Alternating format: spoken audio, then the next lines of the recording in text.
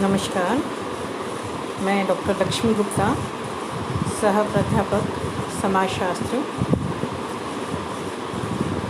आज हम बीए तृतीय वर्ष का प्रथम प्रश्न पत्र, जिसके अंतर्गत चर्चा करेंगे जी.एस. घुरिये, उनका जीवन परिचय। भारतीय सामाजिक विचारकों में गोविंद सदाशिव घुरिये उन प्रमुख समाजशास्त्रियों में गिने जाते हैं जिन्होंने भारत में समाजशास्त्र विषय को स्थापित करने के साथ भारत शास्त्र जैसे ज्ञान की एक नई शाखा की नींव डाली। केवल भारत में नहीं बल्कि विश्व के दूसरे देशों में भी उनका नाम बड़े सम्मान के साथ लिया जाता है। घुरिये एक ऐसे समाजशास्त्री या विचारक हैं जिन्होंने अपना जीवन साहित्य के प्रारंभ करके एक समाजशास्त्री बनने का गौरव प्राप्त किया है। उनकी रचनाओं में इतनी विविधता है कि उन्हें किसी एक विषय के चिंतन तक सीमित नहीं रखा जा सकता। एक और उन्होंने जहाँ धर्म, कला, साहित्य, इतिहास जैसे विषय पर अपनी महत्वपूर्ण पुस्तकें लिखी हैं, वहीं दूसरी ओर सांख्यिकी सामग्री के आधार पर भारत की जनजातियाँ, प्रजातियों और जातियों का विस्तृत अध्ययन भी आपने किया है। आपके जीवन परिचय और कृतियों को हम इस तरह व्याख्या कर सकते हैं। जी.एस. घुरिये आपकी पुस्तक आई एंड अदर एप्लीकेशंस में उनके जीवन से संबंधित जो तथ्य प्राप्त होते हैं उसमें उनके बहुमुखी व्यक्तित्व का पता चलता है। आपका जन्म 12 दिसंबर 1893 में भारत के पश्चिम तट पर मालवन नामक एक छोटे से कस्बे में हुआ है। यह जगह मुंबई से लगभग 320 किलोमीटर की दूरी पर है। आपका परिवार धार्मिक प्रवृत्ति का था।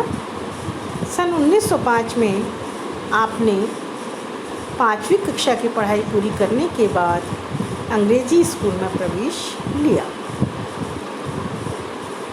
सन 1914 में इंटर की परीक्षा पास करने के उपरांत आपने मुंबई विश्वविद्यालय के एल्फिंस्टन कॉलेज में प्रवेश लेके लिया और उसके बाद आपने अपनी आगे की पढ़ाई कंटिन्यू रखने का कार्य किया।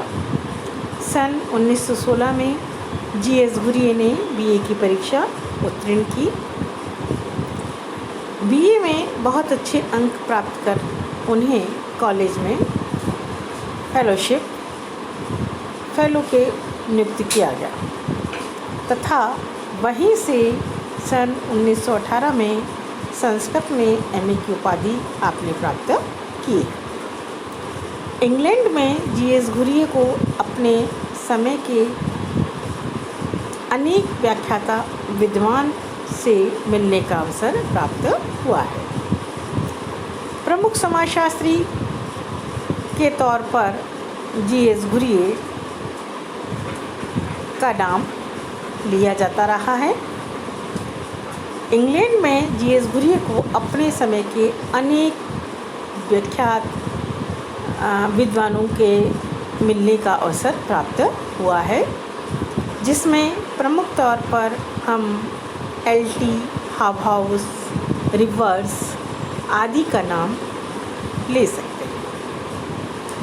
भारत आने के बाद घुरिये ने लगभग 6 माह तक कलकत्ता में काम किया, लेकिन